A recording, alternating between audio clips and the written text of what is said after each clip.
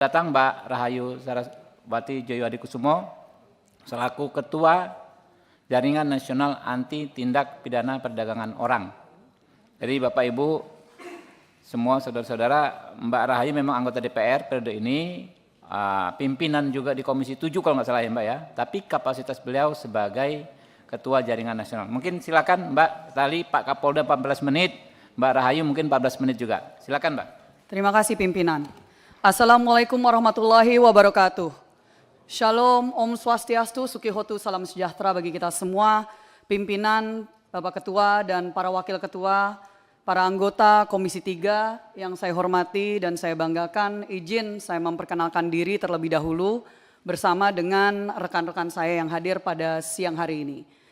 Saya Rahayu Saraswati Joyo Hadikusumo, anggota DPR RI fraksi Partai Gerindra, dari Dapil Jakarta 3, saat ini juga menjabat sebagai Wakil Ketua Komisi 7 di DPR RI periode 2024-2029. Namun seperti tadi yang disampaikan oleh Bapak Ketua Komisi, saya hadir pada hari ini bukan hanya sebagai anggota DPR RI yang mewakili rakyat Indonesia, tapi juga saya hadir di sini sebagai Ketua Jaringan Nasional Anti Tindak Pidana Perdagangan Orang, yang sudah diinisiatif didirikan pada saat saya masih menjabat sebagai anggota DPR RI periode 2014-2019 di tahun 2018.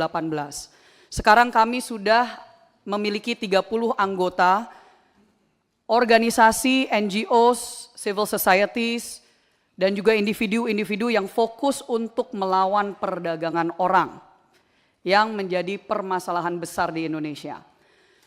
Saya tidak akan terlalu panjang lebar karena nanti saya akan serahkan kepada rekan saya yang merupakan Ketua Harian Jaringan Nasional Anti TPPO.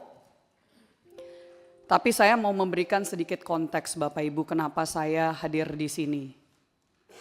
Dan kenapa urusan Saudara Rudy Soik ini menjadi sesuatu yang saya secara pribadi angkat. Karena penting untuk konteks ini. Yang pertama, saya mohon izin juga kepada yang saya hormati tentunya jajaran dari Polda NTT. Izin Pak Kapolda dan Bapak-Bapak sekalian, mungkin Bapak tidak begitu mengenal. Tadi saya mendengar di awal Bapak tidak begitu mengenal Saudara Ibda Rudy Soik. Saya sudah mengenal beliau bertahun-tahun. Awal mulanya saya ini sebenarnya sebagai aktivis anti perdagangan orang sebelum saya menjadi anggota DPR. Karena saya mendirikan Yayasan Parinama Asta dari tahun 2012. Saya menjadi anggota DPR RI pertama kali 2014. Saya memulai perjuangan melawan perdagangan orang dari tahun 2009. Di tahun 2018 waktu saya menginisiatif untuk mendirikan Jaringan Nasional Anti TPPO, saya bertemu dengan tokoh-tokoh luar biasa seperti Romo Pascal. Di samping saya ketua harian kami adalah Romo Krisantus Pascalis Saturnus. Tahun lalu beliau yang saya yakin di Komisi 3 yang adalah incumbent petahana sudah sangat mengenal nama beliau. Karena beliau adalah tokoh anti perdagangan orang yang waktu itu juga harus berhadapan dengan oknum dan sindikat. Dan beliau juga mendapatkan fitnah yang sangat luar biasa dan akhirnya didengar oleh waktu itu Menko Polhukam saat itu. Jadi Bapak Ibu sekalian, kami hadir di sini juga bersama dengan yang bersangkutan langsung selain dari Romo Pascal ada Ibda Rudy Soik yang duduk di sebelah kanan bersama dengan istri beliau dan juga tim advokasi dan izin juga ada di balkon yang tidak bisa masuk ke dalam ruangan. Ada tokoh-tokoh juga yang sudah mengenal Saudara Rudy Soik sudah bertahun-tahun juga dan bersama-sama melawan sindikat-sindikat yang ada di NTT dan di dunia ini, tapi terutama saya mau meng-highlight ada Suster Lauren dan Pendeta Emi Sahertian. Mereka berdua yang dikenal Bapak Ibu sebagai suster dan pendeta kargo. Karena yang setiap hari, setiap tahun ratusan jenazah PMI mereka terima di NTT. Hampir setiap tahun ratusan jenazah warga negara Indonesia, warga NTT mereka terima. Dan mereka juga hadir di sini untuk memberikan kesaksian jika kapanpun Bapak Ibu memerlukan sebagai tokoh-tokoh yang memang dihormati dan sudah sangat mengenal dengan saudara Rudy Soik.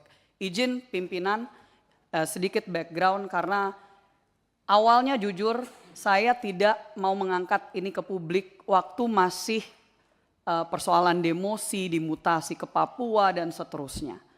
Tapi pada saat sudah ada penjatuhan hukuman pemberhentian secara tidak hormat dengan landasan-landasan yang kami siap untuk memberikan penjelasan, ini sebenarnya saya sangat menyayangkan bahwa hal seperti ini harus diangkat sampai ke level DPR RI di pusat Komisi 3 yang padahal ini sesuatu yang kalau misalkan sudah betul-betul diungkap dan diselesaikan, ini tidak harus sampai ke sini. Tapi saya akan persilahkan kepada Romo Pascal untuk membacakan sedikit kronologi. Ya, ini saya tidak menganggap ini sidang, tapi maksudnya sidang hukum ya. Tapi saya berharap di sini para anggota DPR RI yang terhormat, para wakil rakyat bisa mengetahui dari dua sisi. Silakan Romo Pascal. Mohon maaf, apakah materi sudah dikasih? Sudah ada di atas. Oke. Ke teman-teman di Japri ya, sekretariat, PDF-nya. Oke. Dan print out-nya juga diberikan. Silakan. Jadi maksud saya Romo Pascal highlight aja yang terpenting. Oke. Silakan Romo. Baik, terima kasih pimpinan, Bapak Ibu semua yang kami hormati, Dewan yang kami muliakan, Bapak Kapolda yang terkasih dan juga semua anggota Polri yang ada di sini, Ibu Saraswati yang juga kami hormati, ketua kami. Izin kami menyampaikan kronologi penanganan penyidikan kelangkaan dan niaga BBM subsidi yang berakhir dengan pemecatan Ibda Rudy Soik dari Dinas Polisi Republik Indonesia. Ya, kami izin menyampaikan kronologi yang kami dengar dari saudara Rudy Soik sendiri terkait dengan kasus ini, dan mungkin ini bisa sedikit bercerita dari versinya Bang Rudy dan mungkin bisa juga menjawab beberapa hal yang mungkin tadi disampaikan oleh Bapak Kapolda. Nah, kronologi ini dimulai dari tanggal 15 Juni 2024 ketika pada saat itu saudara Ibda Rudy Soik bersama dengan AKP Yohanes Wardi, Kasat Serser Polresta Kupang Kota, menghadap ke Polresta Kota Kupang, Kombes Pol Adinan Manurung, dan menyampaikan informasi terkait kelangkaan minyak subsidi jenis solar untuk nelayan Nusa Tenggara Timur. Ya. Nah, waktu itu Kapolres Kota Kupang mengeluarkan sprint, nomor sprintnya tercatat di situ, dan kemudian memerintahkan untuk mencari tahu dan mengumpulkan bahan keterangan yang sesuai dengan tujuan penyelidikan dimaksud. Itu kita punya juga bukti surat sprint itu. Nah, kemudian dari tanggal 15 Juni lalu berlanjut ke tanggal 22 Juni 2024. Waktu itu sekitar pukul 16, saudara Rudy Soik menurut pengakuan beliau didatangi di rumahnya oleh oknum aparat bernama Ida Ikram, anggota kriminal khusus Kepolisian Daerah Nusa Tenggara Timur, Krimsus Polda NTT, yang berdinas pada Subdit 4 yang menangani kejahatan BBM, dan beliau menyampaikan dalam percakapan kepada Bang Rudy, saudara Rudy waktu itu, jika abang mengungkap kelangkaan bahan bakar minyak BBM di Kota Kupang, maka akan berdampak kepada Krimsus Polda NTT. Lalu sekira pukul 18 Wita, saudara Rudy Soik bersama dengan AKP Yohanes Wardi menghadap Kapolresta Kombes Pol Adinan Manurung di Bandara Udara El Tari Kupang dan menyampaikan informasi terkait kedatangan anggota tadi, dan oleh Kapolresta menyampaikan kepada saudara Rudy bahwa saudara Rud tindak lanjuti penyelidikan jika Direktur Krimsus menghubungi, itu urusan saya untuk menjelaskan, kamu tegak lurus.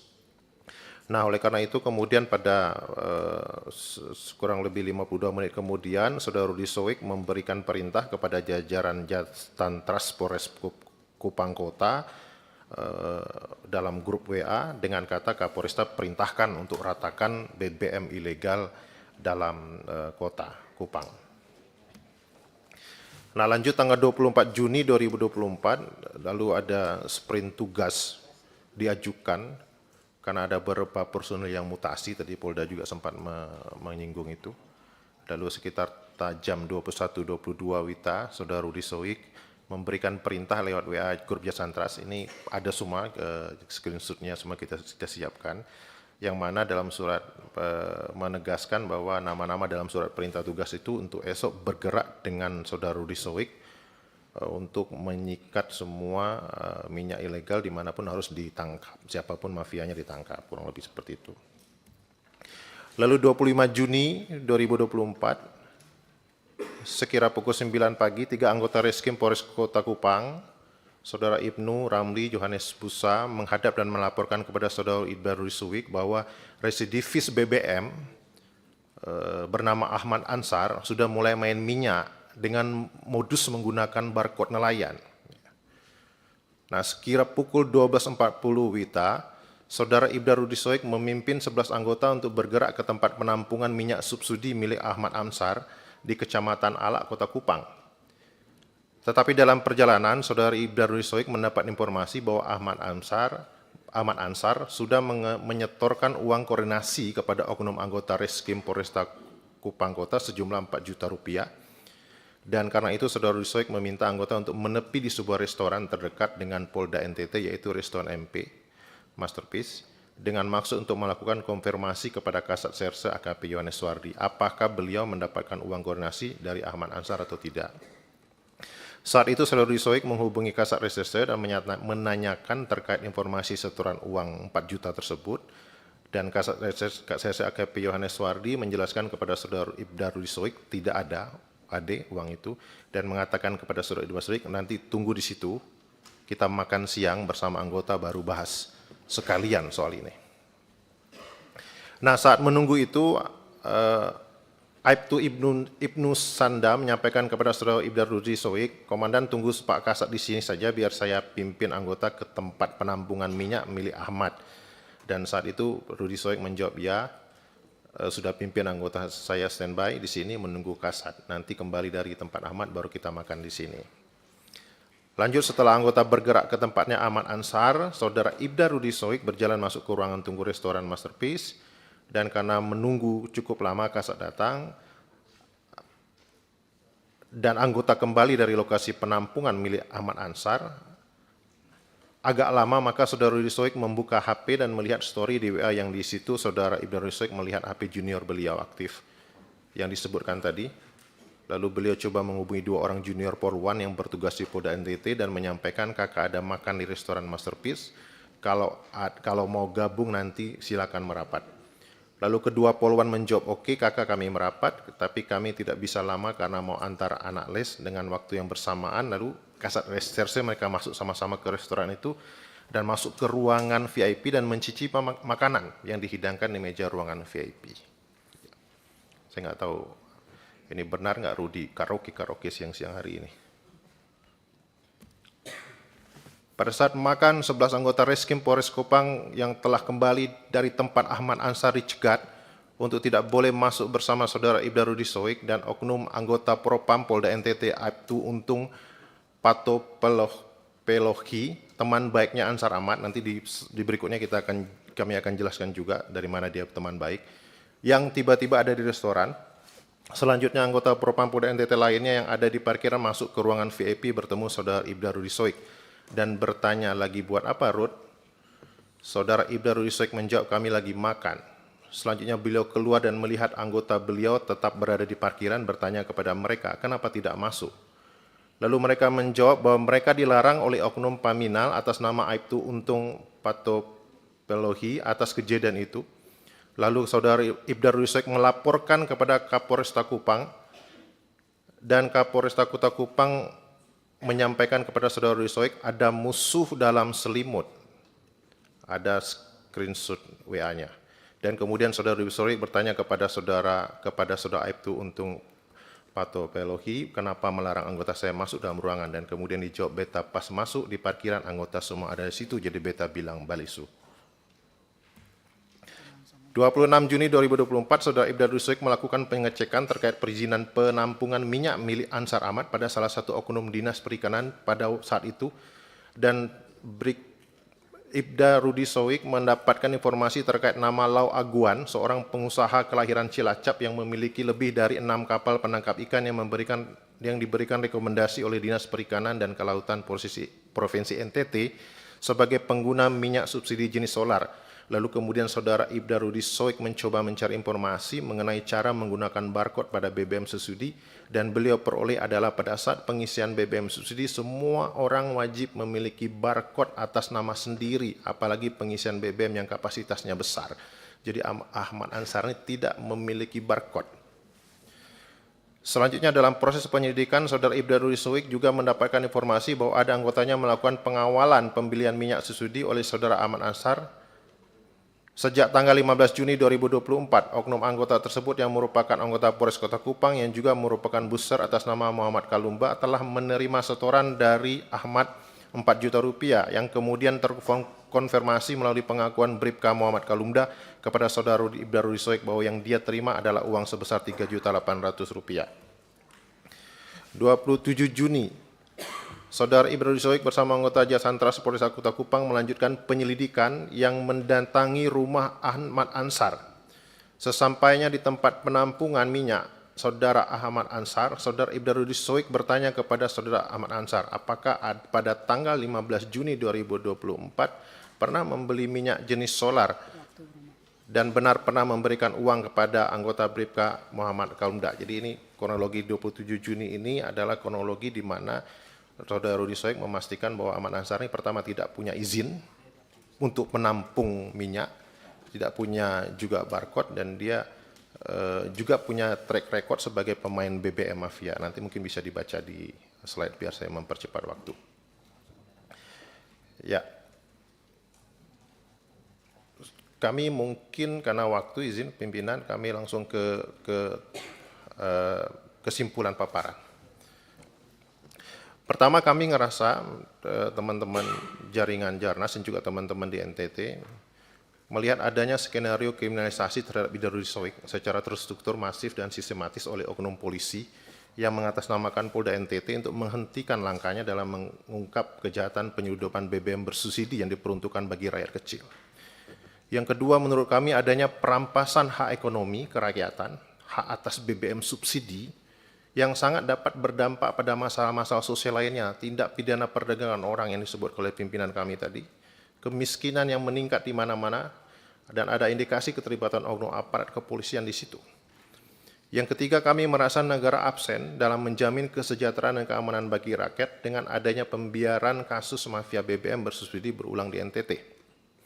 Dan yang keempat, peradilan etik terhadap Ibda Rudi Soik SH dan putusan PTDH yang prematur merupakan skenario kriminalisasi melalui mekanisme peradilan etik yang terkategori tidak adil serta menutup jalannya upaya pemberantasan mafia BBM yang marak di Kota Kupang. Ya, mafia BBM-nya kok nggak dikejar-kejar gitu ya, tapi kok Rudi Soiknya yang dicari-cari.